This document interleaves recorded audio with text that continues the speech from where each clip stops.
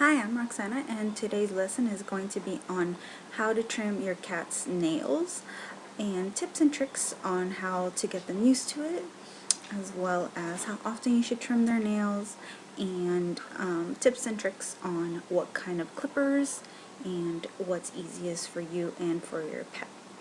So today my model is Delilah. She's a 10-year-old tabby, and no cat really likes this. However, I've had her since she was about 8 days old, and she's basically been trained for this her entire life, and she's the best out of my cats who will hold still.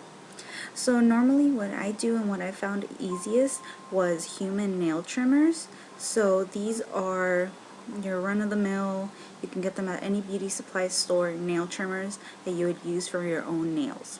This is what I've always found easier. You can purchase pet nail trimmers at your local pet store. So I just open them up, and she is used to this. However, your pet might not be, so make sure to have a firm grip on them, not anything intense. Just make sure, coddle them, cradle them, so they don't run away from you, as they can do that, just in case they don't like this. So what I do is have them completely opened like so, and make sure you have their foot in your hand.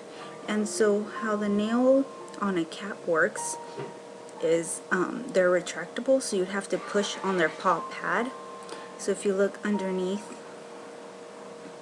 the paw pad, I don't know if you can see because it's black, but you basically see the little digits and then the little foot right here.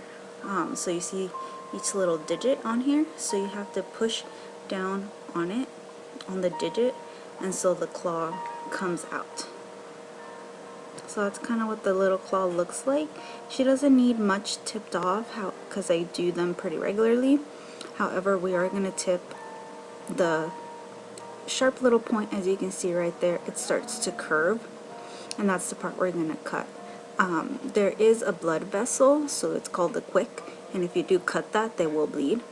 So make sure, if you're going to the pet store to get some quick stop, you can get that, and you can get the actual pet nail trimmers. However, I use these, and I usually have something at home, like some sort of baking powder or something like that.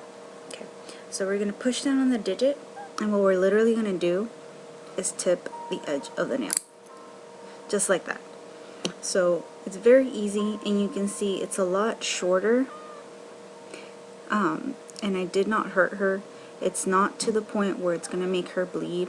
Cats have white tips, so you can see very easily the red part, which is the part you're not supposed to cut off. So just make sure you cut the tip. Again, we're going to press down on her digit, extend the nail itself, and we're just going to cut the tip. That's it.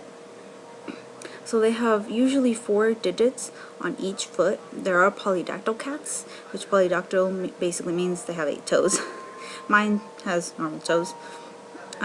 So you're going to trim the rest of them. Again, extending the toe, cutting the tip. Same thing, one more toe, extending it out, cutting. So I've always found it easiest to use household items. I don't have to spend a lot of money on fancy nail trimmers, and I don't have to take my pets to the groomers. I don't have to take my pets to the veterinarian for nail trims. Definitely for regular routine care. However, for at least nail trims, I can do it at home. Rewards after they're done with all that madness of having their nails trimmed, because no pet really likes that. I make sure they have their little toy, and I kind of toss it around with them so they're okay after their nail trims. Or I give them a cookie. I usually use greenies, which are like pill pockets. They're little soft treats, just to let them know you did a good job. You know, not make the nail trimming experience a negative experience, but making sure that it's something that you need to do, so you make sure to do it as often as your pets need them. Okay, well, thank you for watching, and any questions, let me know.